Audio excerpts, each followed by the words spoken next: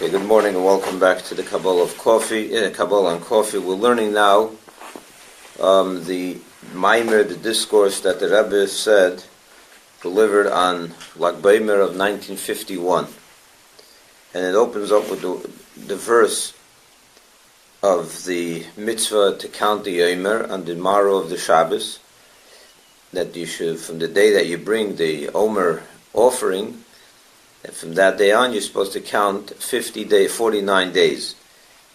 And the Rebbe went in to ask a couple of questions.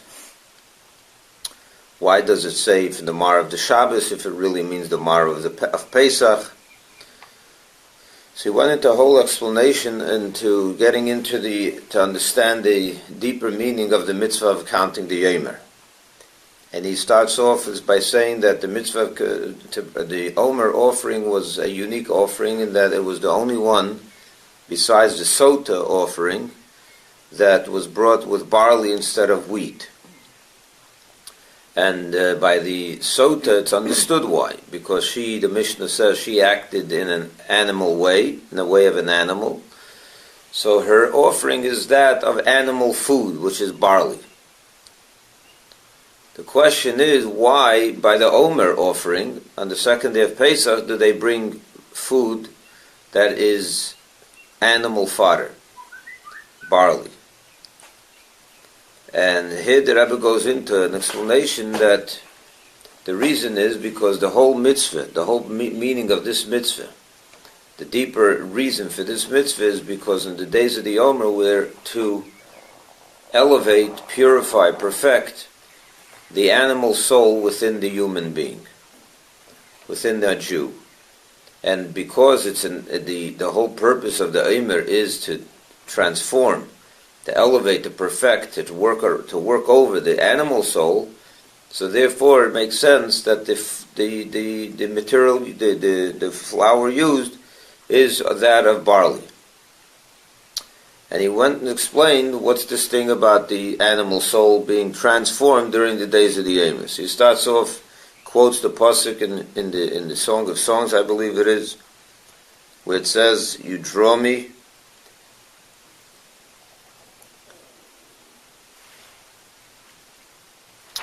He says that in the Shir HaShirim it says, "Mashcheni, you drew me, you draw me," in the singular. After you, we will pursue, in the plural. And the third thing it says in that verse is, may the king bring me into his inner chamber. So, draw me, we will pursue you, and bring me into your inner chamber, to the king's inner chamber. So he explains, based on Chassidic teaching, that the Mashcheni was on Pesach. During Pesach, Hashem revealed himself. He initiated a revelation that brought us out of Egypt, even though we ourselves were not anywhere, we weren't worthy, or we hadn't earned this revelation, because our souls, our animal souls, were still very, very, in the 49th level of impurity, the worst of the worst, almost the worst. So therefore it says, Mashcheni, draw me, in the singular, because that revelation of Pesach affected mainly the godly soul. The godly soul was moved by that revelation, but the animal soul was really not. So therefore it says Mashcheni in the singular. But then began the 49 days that was the anticipation and the count to Matan Torah, to Mount Sinai. In those 49 days, we both, Acharecha Narutza, we both pursue Hashem in the plural, that that's when the Nefesh HaBahamis, the animal soul, also has to come along in this search for and growth in spirituality. And that's why it says, we will pursue you, we will run after you, because when this animal soul begins to pursue, it's with a rush, it's with a tremendous force. That's just the nature of an animal, that when it runs, or when it goes after something, it runs, it doesn't walk. The animal, the godly soul, walks. Human beings are more slow and step by step. The animal is passionate, it moves quick, it's with tremendous force. And that's also a benefit that the neshama, the godly soul, gets from coming into this world, into the body, enclosed in the body and the animal soul, because when it does affect the animal soul to do good, now the neshama goes along for the run, and it has tremendous power in its spiritual attainment and so on. And then on Shavuos is when Hashem then once again brings us into His inner chamber, but then it's already He's bringing both of us in, our animal and godly soul. So to sum it up, and this is what we finished last week, that the Aveda, the divine spiritual service of the counting of the days of the Omer, is mainly the focus is to elevate and to work over, to transform the animal soul, the animal drives and the animal perceptions and so on. Now we'll start where we left off last week. The truth is we went a few lines, but we'll start over here again. Want the copies? You sure? Because I think there are some. I mean, there were. In the elevation of the animal soul, there are two steps. The perfecting, the transforming of the intellect of the animal soul and of the emotions of the animal soul. There's two worlds in the animal soul, and the mind and the heart. The basing on the Meilei Shnei Yonim, the Akravas Eimer, Sfiras Eimer. These two ideas are represented in the two aspects of the Omer offering and the counting of the Omer. First, on the second day of Pesach, they offered the offering, and with that, that was meant to work to elevate and to bring up and transform and to perfect the intellect of the animal soul. And then began the 49 days of the count, which is the purpose of that is to work over the emotions of the animal soul. So you have the offering and then the counting. The bringing of the offering on the second day of Pesach is with that we are meant to perfect and to sift through and to elevate the intellect of the Nefesh HaBahamis. The Nefesh HaBahamis is the animal soul. I'll use that term. And we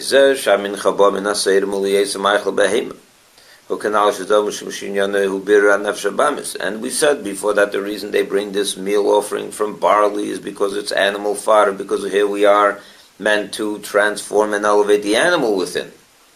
But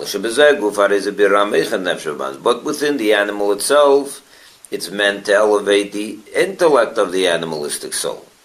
And that is why this meal offering is brought from grain. Barley is part of is grain.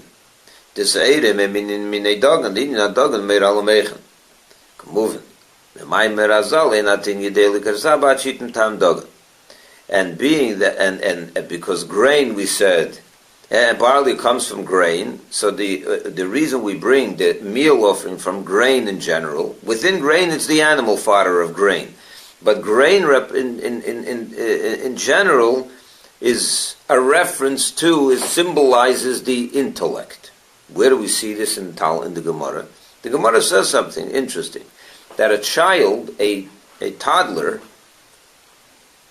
will not know to say the word father till he tastes from grain, till he eats grain. That's what the Talmud says. No child will ever learn how to say father till he eats grain. What? I never heard that. Yeah, the Gemara says it. It's quoted in Chassidus a lot. Because grain has there's a relationship between grain. Grain symbolizes, represents the intellect. And the kid knows how to call him his father by the name father because he has the wherewithal, the intellect to understand this is my father, and so on and so forth. So that can't come to him until he ingests, he takes in grain, which is there to,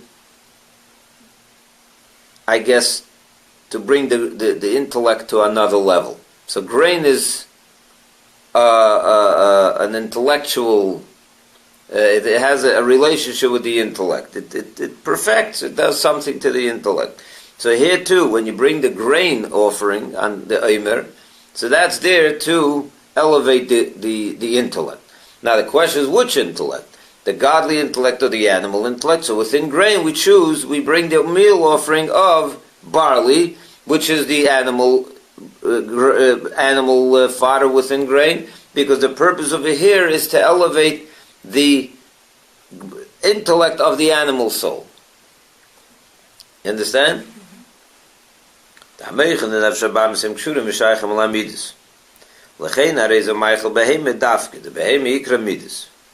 says, interesting, that by an animal, the intellect of an animal is connected to his emotions. What's the meaning of that?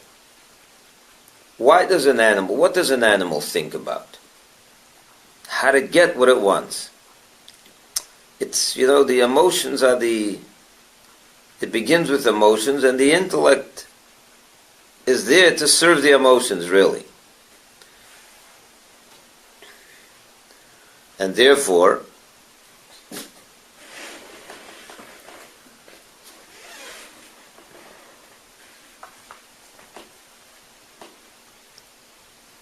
what's the offering brought from barley, which is the animal fodder, because the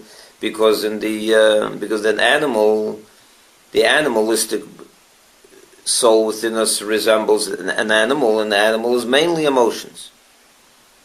An animal is an emotional thing. It's not an intellectual creature, it's an emotional creature. What it just has its desires and finished, and that's what it wants, and that's what it's going to get. But within that, there's also the intellect, which is why we bring the sa'irim, the barley, which is part of grain. But it's mainly barley. It's the animal fodder is all about intellect. Is all about emotions. And the intellect is there to serve the emotions. So it's animal fodder, but within animal fodder it's part of grain. So this is the grain, the barley, which is part of grain, right? So the barley is animal, grain is intellect. So we bring the barley because by an animal the intellect is there for the emotions. So that's why on the first day, second day of Pesach, we start off with bringing the offering of the grain, of the barley. Because that's meant to elevate and perfect and transform the intellect of the animal soul. And that too needs elevation, trust me.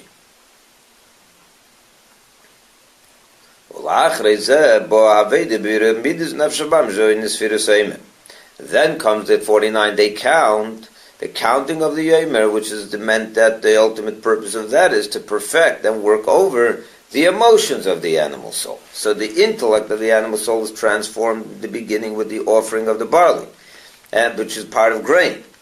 And then comes the counting of the Omer, which is there to move on to this 49 different details of the emotions of the animal soul. What does it mean when you say you have to transform the intellect? What's wrong with intellect? What could be the problem with intellect? It convinces you to do things that you're not supposed to. The intellect could also be a source of trouble. There's something called worldly perceptions. We don't think like God. Our first perception is not godly. By a Yid, you could get to that level where you begin to think like Hashem. You learn enough Torah, you do enough mitzvahs. Your mind begins to be transformed. That your first perception is the way God sees things. But you don't start off that way. That's one of the hardest things to transform between me and you is the intellect. To think godly. Your perceptions should be godly, not worldly. So that takes work, and that's what the offering itself is meant to accomplish.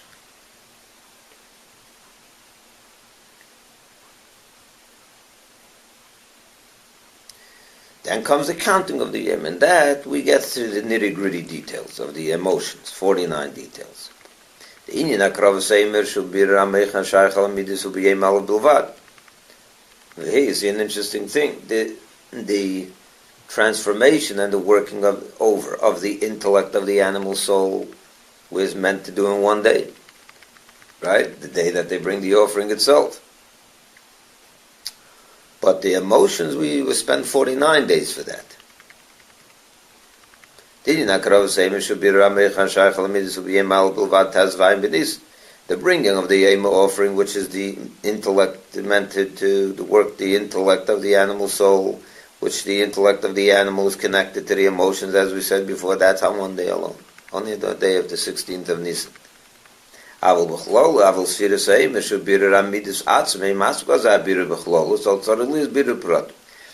the counting of the Yema, which is meant to sift and work over the emotions of the animal soul, it's not enough to just do it in one day, which means that you've done a general transformation, which is very more general but not detailed.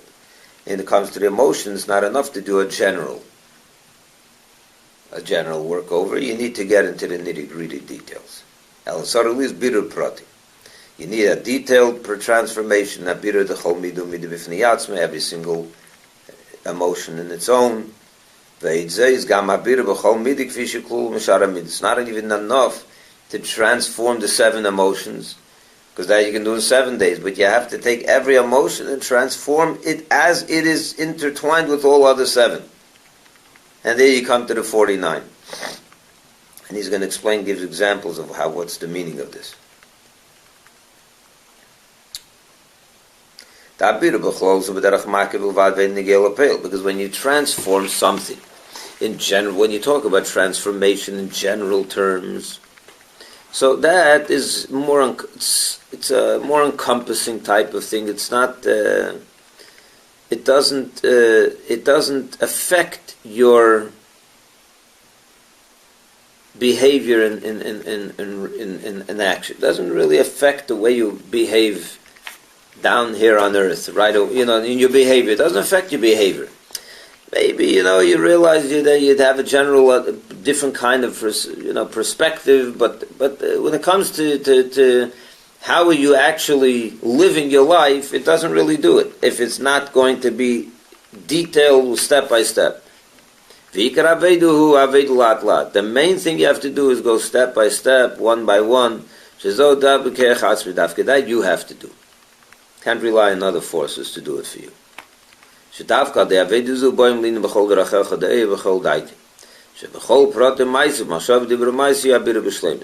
Then only when you do it with tremendous patience, one day after the next, one level after the next, so work it over, then you can reach a point where everything you do becomes has a godly focus to it. That every thought and every word and every deed you do and think and speak is saturated or has a godly focus to it. That's your behavior. But that can only come if you really get into the details of your emotions. To do a one-day general transfer, an encompassing general birur. Birur means elevation. To analyze yourself in general terms and to realize that, I have to work myself over, and, you get to that general conclusion. Maybe it's a start. Maybe it can spur on something. But that alone is not going to change your behavior. Only when you get into the nitty-gritty, to go through 49 days of real work, and maybe it's 49 years, but then you can expect that it'll affect your thought, speech, and action in a real way. That's why in the Omer counting there's 2 parts. Mitzvah limim yiyemu, mitzvah limim neshavua. You have to mention the days and the weeks. You know how you count the Omer? Today is 25 days, which is 3 weeks and 4 days. So you mention weeks and you mention days. You have to count how many weeks it is, and you have to count how many days it is. Because Because when you mention the week, you're talking the third week. Now you're talking about the third emotion. So that's in general terms. But then you have to say how many days within that week it is, that's the details of that particular emotion.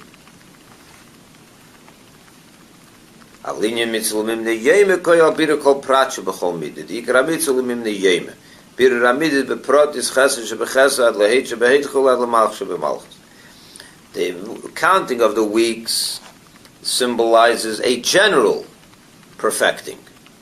But then the counting of the days represents the perfecting of every individual within that week. Within Chesed, for example, all the 7 levels within Chesed. And the main mitzvah is to count days.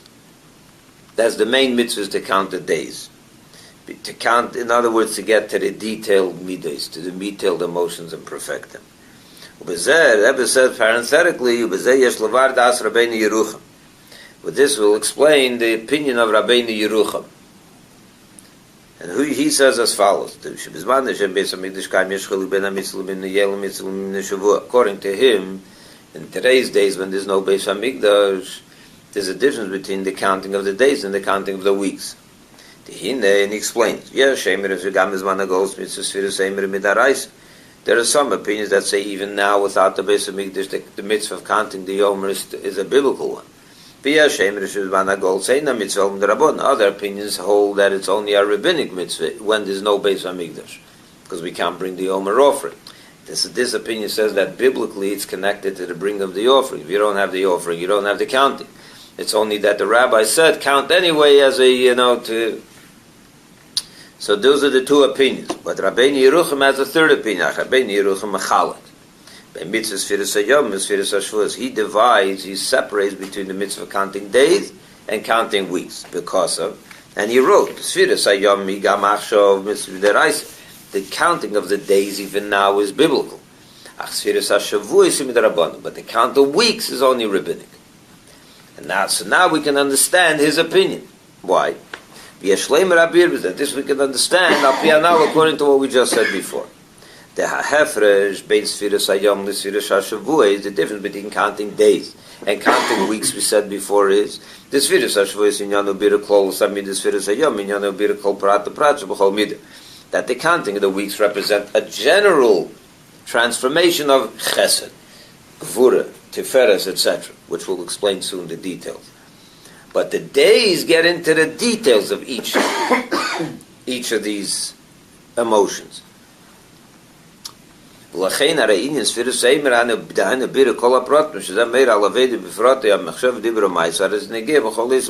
therefore, counting the days, Sfiras HaYomim, counting the days, meaning perfecting all the details of the emotions, which is to perfect our thoughts, speech, and action. That's something that you always need to do, whether there's a Beis Hamikdash, whether there's not a Beis Hamikdash. So therefore, therefore he holds that even counting the days, even now is a biblical one, because you always need to have the things talking, so you have to perfect it. But the counting of the weeks, which represents, as we said before, a general elevation of the, you're elevating the emotion more in general terms, that is a higher level service. And that, for that we don't have the power without a Beis Hamikdash. So that's why counting the weeks is only, according to him, a mitzvah when the Beis Hamikdash is standing.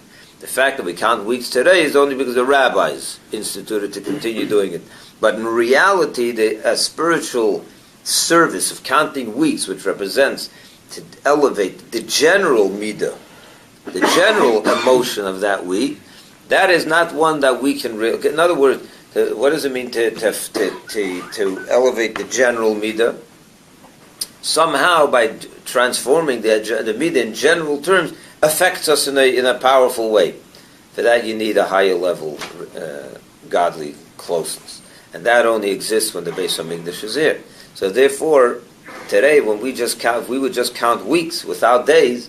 In other words, we'd be focused on the general sphere, not on the details of the sphere. It wouldn't affect us in any way. It wouldn't do it. It wouldn't do anything for us, because until you get into the details, it's not going to change you. In the Beis Hamikdash times, when there was such a closeness to Hashem and there was a higher level, the Jews were on a higher level. So even when you did it in general terms, it affected you in a positive way. So then it was a mitzvah to count weeks as well. But today it's not a mitzvah to count weeks, only rabbinic it is, but biblical not. So this is the opinion of Rabbi Yerucham, and it's understood. Why counting the days is still biblical and counting the weeks is only rabbinic. Today we only have the power, spiritual power, that we only have enough, we have only spiritual energy that affects our our behavior. But to get into the general perfection of our midah without the details, for that we don't have that energy has not been given to us in these days. Only in the Beis Hamikdash time. So therefore then it was a mitzvah to count the weeks as well. Today it's only the days. Of course, rabbinically we have to do both, because that's, they said, continue to do it the way it was done in the Beis Hamikdash. But on the biblical level, it's only a mitzvah to count days, according to Rabbeinu Yerucham. And according to the Chassidus, this explanation, according to Chassidus, the deeper meaning, it sits well with that opinion. Because the weeks represent the general midah, which it's, when you perfect a midah in general terms, it's, you talk about general, my loves. What's chesed? Your love. So the idea is, perfect your love. What does it mean to elevate your love? That your love should be more focused. But until you get to the details of that, it's just, it doesn't really, what does that mean in practical terms? It remains a little bit aloof. So that today we don't have it won't have any lasting or meaningful effect on us if we just talked about the general midah without us getting into the details. The next paragraph is going to tell us what are these details of the 7 emotions within 7. So the bottom line is, today is a mitzvah, the idea of the korban ha'emer is the intellect of the godly soul, the animal soul, and this 49 days are there to perfect the detailed emotions of the animal soul. Ubir in the scholars means, what is this thing of the 49 levels of the animal soul? Which means every one of these 7 emotions intertwined with all the other 7, which equals 49. So first the Rebbe starts with the godly soul. How this is reflected in the godly soul. That every midah, let's take chesed for example, the midah of kindness, love. What does it mean that there's gevura within love, tiferes within love, netzach within love? What does it mean that this love has 7 levels? So he explains. In the Yuvan Zal Derech Moshel, Mitzachas will understand it, for example, in the emotion of chesed, shiklul mikol hamitzvot, which includes all the 7. The Indian mitzvah chesed datzmu avos Hashem. What's chesed alone, on general terms? The love of Hashem. We're talking about the godly soul. So its love is going to be love for Hashem. Now, what's chesed shebe chesed? Chesed within chesed, right? Now we're getting into the details. This chesed within chesed is Hashem. That means, where do you see that chesed shebe chesed is manifests in a person who loves Hashem, and therefore he loves anyone who loves Hashem.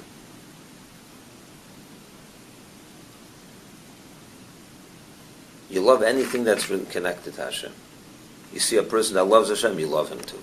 Your love for Hashem is so real that chesed shebe chesed, that's your love within the love. A reflection of the love is that you love anything that loves Hashem. You have a special love to someone that loves Hashem and does mitzvahs and has a deep relation with Hashem. Even more so, he says, love, chesed within chesed, could also be and manifest itself in the person himself You love Hashem, yeah? Because you love Hashem, you have this tremendous alacrity, tremendous urge to do mitzvahs yourself. If you love it, a person that does mitzvahs, if he doesn't love Hashem, yeah, he does mitzvahs, he has to do them, he does it by rote or whatever. A person that loves Hashem, he has chesed, he has love, his love is directed towards Hashem properly. Chesed, within chesed is that because you love Hashem, you have a tremendous urge to do mitzvahs, and you do it with tremendous fervor and fire and so on. That's chesed shebe chesed, yeah? What's gevura within chesed?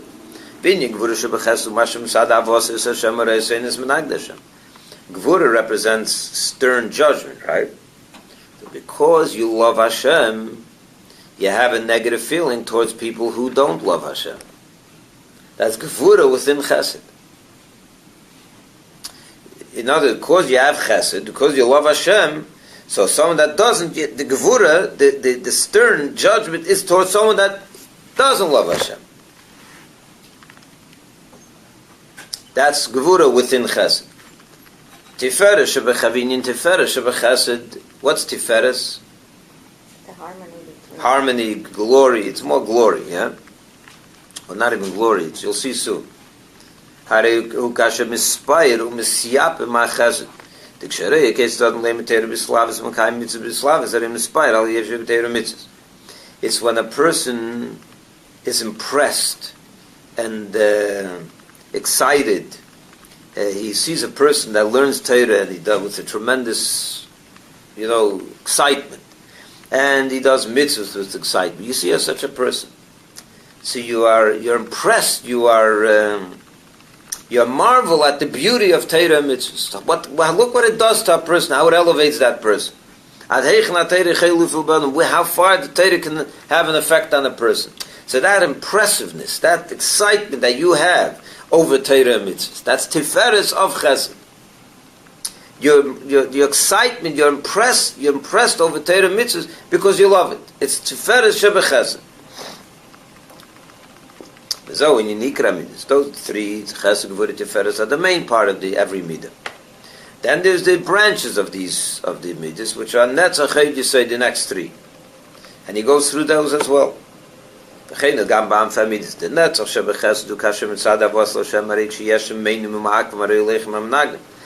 netzach of chesed? Netzach means victory. A person has a sense of, have to win over.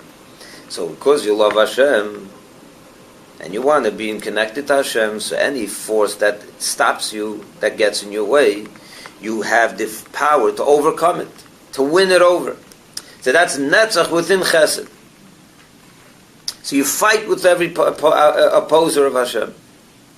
Ve'eitzes, the kashiyesh snagdis mbachutz, ve'in lekech lizgaber aleim, v'kumayim rakos v'rabim kom malarim tzadavos Hashem u'menatzeh chasatz v'loser Hashem nizvikum.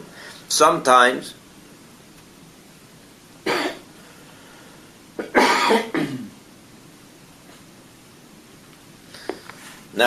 sometimes you have a opposition from an outside force. You want to do what you have to, what's right, but the communists are not letting you. So you win them or you try to fight them. But sometimes you feel that within yourself you don't have the strength to fight them. They're too powerful. So what do you have to do?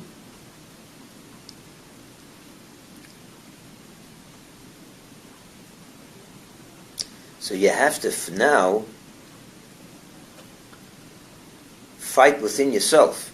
You have to overcome within yourself to crush or to remove all the obstacles that come from within your own weaknesses so that you can overpower the forces from without. So those are the two things of netzach and heid within chesed.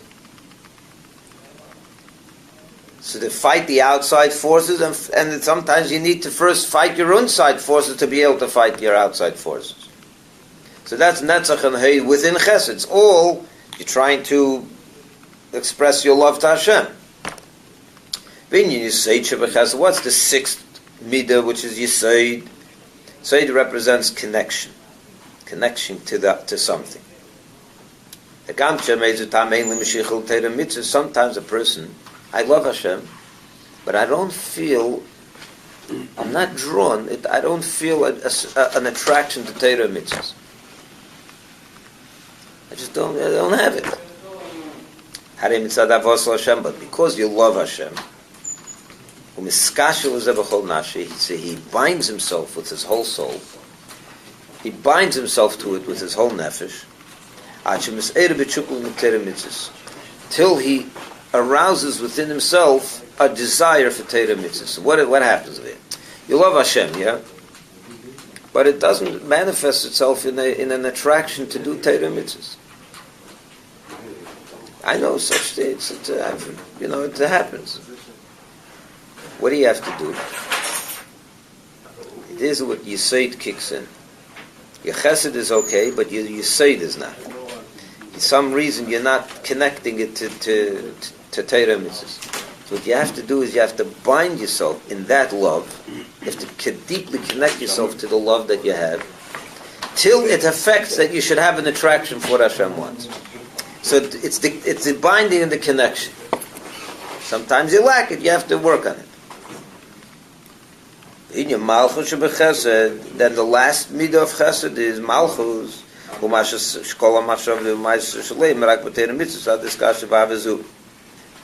That's the actual behavior. Till now, it was all emotions. You love the person who loves Torah. You hate the person who's against Hashem. You are impressed. You're impressed over the beauty of Torah mitzvahs. You fight. You have to have you have to be victorious over the outside and inside forces. You have to bind yourself to connect. Then the actual malchus shebechesed is the actual behavior of chesed. The behavior, I'm going to now put on tefillin, I'm going to give tzedakah, I'm going to put on the mezuzah, I'm going to eat kosher, I'm going to do all the mitzvahs. That your whole thought, speech, and action is directed in Torah mitzvahs. That's malchus within chesed.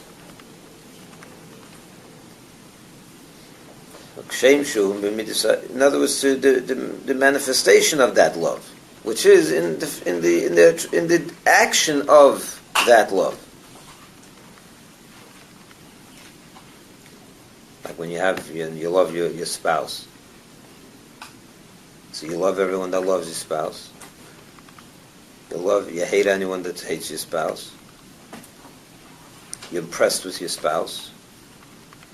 When you want to do something for your spouse and there's obstacles from without, you often have to overcome them. Sometimes you have obstacles within that, so you have to overcome them. And then sometimes you love her, but you're not drawn to do the right thing for her or for him.